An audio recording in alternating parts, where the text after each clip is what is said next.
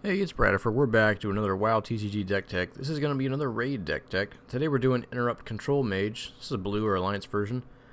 I'll do the red one at some point, but you can guess it just has all the good red creatures. So the goal of this deck is to mostly interrupt your opponent's ability cards. I know that doesn't sound super fun, but sometimes you just want to win the raid, and that's a good way to do it.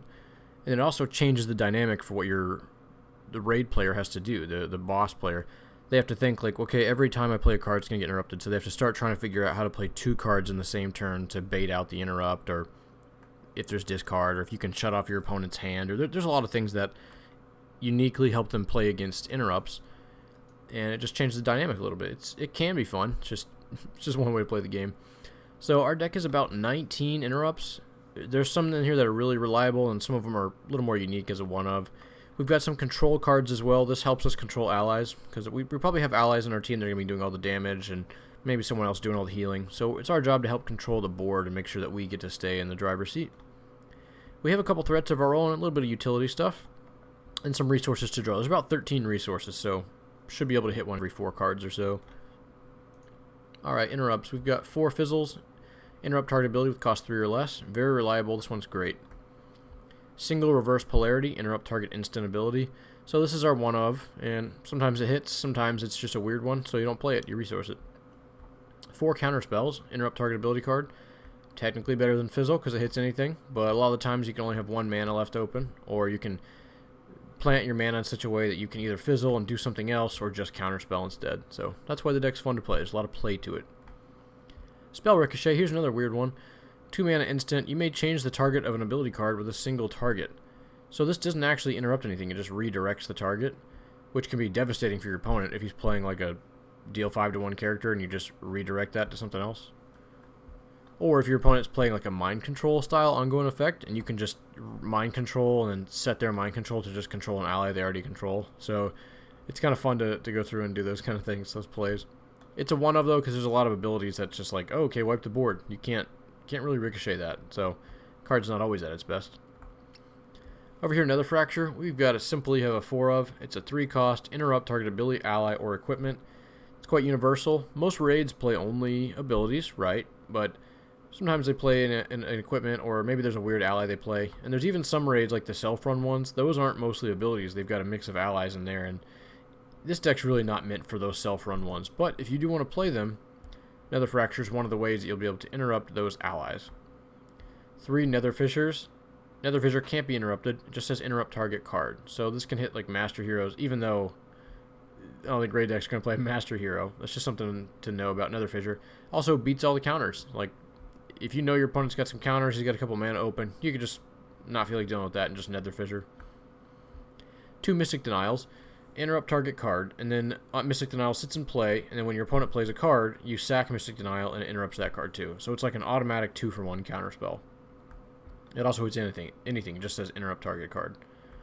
Mystic Denial is so important that you might want to consider having backup, like a backup Fizzle or a backup Reverse Polarity, which is another instant interrupt. That's only 1 mana, so pretty sweet. So that's our huge suite of interrupts. Going down to control, we've got 2 Spell Suppressions to turn off abilities, maybe equipments, or just turning off a really annoying ally. This, you can't turn off the raid bosses, like the raid boss, the hero. Most of them have a mechanic that just doesn't let you do that. It's somewhere in the rule books, but just take my word for it. 4 Frigid Winds. Pay 2, instant, target hero or ally can't attack this turn, draw a card. This card's great, it feels really strong to play. I mean, it's not an interrupt, but usually you have to make the choice, because your opponent's going to attack generally before they play cards, so you have to make the choice, do I want to stop the attack or keep up mana for an interrupt? Or maybe both with these cheap ones. Feels pretty good. You're going to draw a card off that. Blizzard, we have 2 of these. Start of each opponent's turn, you deal 1 frost damage to everything in their party, and it can't attack if it took damage. And then when a card leaves your hand, destroy Blizzard. Blizzard's great in PvP. It's a little bit worse in this mode because like the game's going to go on for so long that you can't afford to take a couple turns off to Blizzard. But it's there. You have the option to, so maybe you can afford to if your team's dying otherwise. 1 Rufus Claybourne.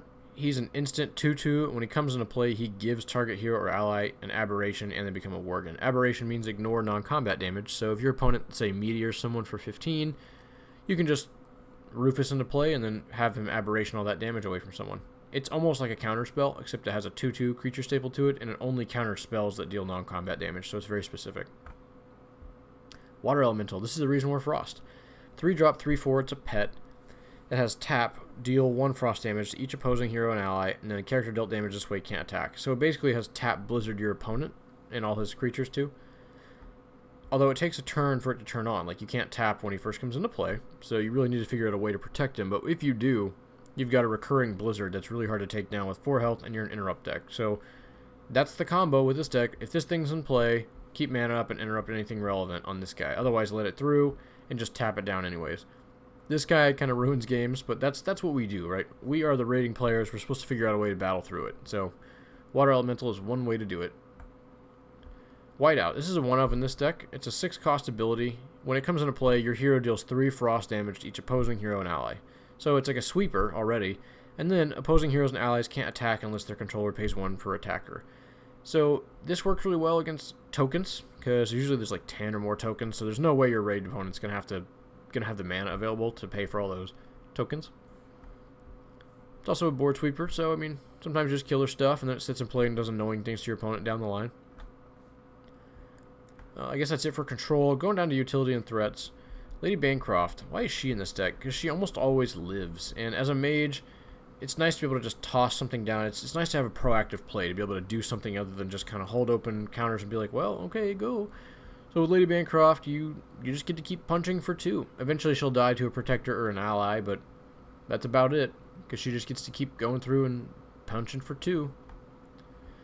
Mana Agate, we have 4 of these. You're probably wondering, why not Mana Sapphire, the one that can draw 5 instead of 2?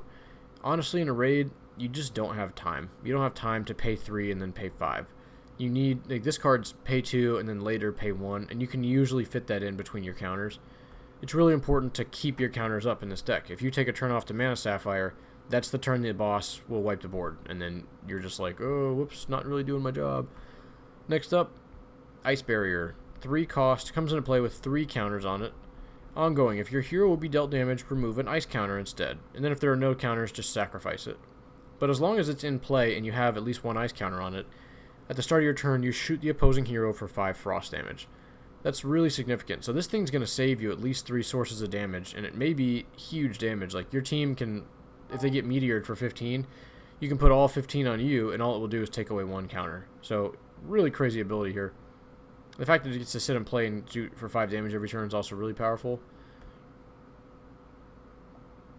And you can have multiple of these in play. Although I think anytime you take damage, it'll take a counter off of each of these. I mean, shooting for 5 or 10 a turn is just good enough. 1, Kaelon, Herald of the Flame. I used to play this deck differently, and I had more of him in there, but honestly, when you sit here and you pilot this, you just stare at this thing in your hand like a 4-drop. It just doesn't... 5 damage is nice, so when he comes into play, he pings the enemy hero for 5 fire damage. That's awesome. That's a lot of damage. It feels like you're playing a fireball. I mean, look at the art. It's just basically a fireball with a goofy night elf attached. But it's just too expensive to try and play with other cards and, like, trying to have interrupts up while this guy's in, where you're trying to cast him too. It's just too expensive. So as a 1-of, you can either resource it or do a big burn. 1, Inventor's Focal Sword. Costs 3 to come into play, so it does nothing, and then has 2 tap or 2 exhaust. If target ability is attached to a hero or ally, attach it to another target hero or ally instead. This is a fun way to play with your opponent's permanents. You just, instead of interrupting them, you know you have this somewhere in your deck or in your hand, and you just wait and then start reattaching things. 2, Shroud of the Archmage. This is the kind of card I usually just leave it as a 1-of, but I actually feel like it's kind of important to get for this deck. So as a 2-of, you're happy to see the first one and maybe just sandbag the other one, keep it in hand. If you have 6 mana at that point, you really don't need more resources. So you attach it to your hero, and your hero has tap draw a card, or tap shoot 4 to the other hero, or tap target ally can't attack or protect this turn. So it satisfies everything. Card advantage, it satisfies a win condition, you can burn the hero for 4, or you can keep protecting against target allies. You can also prevent them from attacking, which can allow your opponents allow your teammates some options in case maybe you don't have a water elemental. Although water elemental only does for attacking. It just bottom line is this card's flexible and it's good. Okay, going down here to the bottom, resources. Corki's Ransom as a 2-of. Pay 2, draw a card, put this into your hand. Nice repeatable card draw effect. You really don't want 3 because then you end up stifling your mana because you have too many of these in play. 1, Rise and Be Recognized. 1, Ritual of Power. Yeah, Rise and Be Recognized, pay 4, draw 2. There's also a version of this that's instant and it only works on your opponent's turn. because this only works on our turn, so you can make that swap if you need. 1 Ritual of Power. Sometimes you just need to silence something, but it's also useless in many matches, so that's up to you to choose. A couple of Forces of Jaedenar. It's pretty easy to slot these in between your quests. Pay 1, draw 1 if you played ability. 1 Draenei's Junk. Pay 2, look at the top 3, get a card that costs 1, 2, or 3. Most of the deck costs 1, 2, or 3. You're going to have a couple bigger cards that you'll miss, but it's consistent. You should be able to hit something. 1 Zapped Giants, look at the top 3, get an ability, put it in your hand. It costs 2 to do that, so you'll find, well, you know, half the deck's abilities. You should be able to find something good off Zapped Giants. Then a couple of Arathi Basins, just help you draw cards slowly. Moving over to the sideboard, this top half is basically versus allies. This is versus abilities and equipment. So we've got 1, the more the Scarier. Your hero deals X fire damage to each of X target allies. So this usually works if there's like 4 guys. Pay 4, shoot everyone for 4. Whatever you want to do. It's a one of in the sideboard. Roaring Blaze is kind of like a better, the more the Scarier, but not always better because you can cast it before turn 5. Roaring Blaze costs 5. Your hero deals 1 fire damage to each opposing hero. Or I'm sorry, to each opposing ally for each card in your hand. So it's a sweeper. Usually works pretty well. 3 Polymorphs. In case you're playing against a raid deck that's got really powerful allies, you can just polymorph them. So they just are essentially useless after that. Just make sure nothing pops your polymorph off. 1 more Spell Suppression for any weird ongoing abilities or extra effects that we don't want to have to deal with. 1 more Inventor's Focal Sword for the ongoing abilities, the attachments.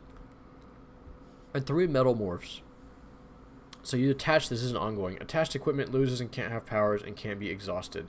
The second part is really what matters, can't be exhausted. In case you're playing against some kind of equipment, like a weapon, where even if it's silenced, it still gets to swing for a bunch, you can just Metalmorph that away. And having some reliable answers to equipment means you are the control deck, and if you didn't interrupt the equipment on the way down, at least you can answer it somehow. So it's nice to know that you can do that.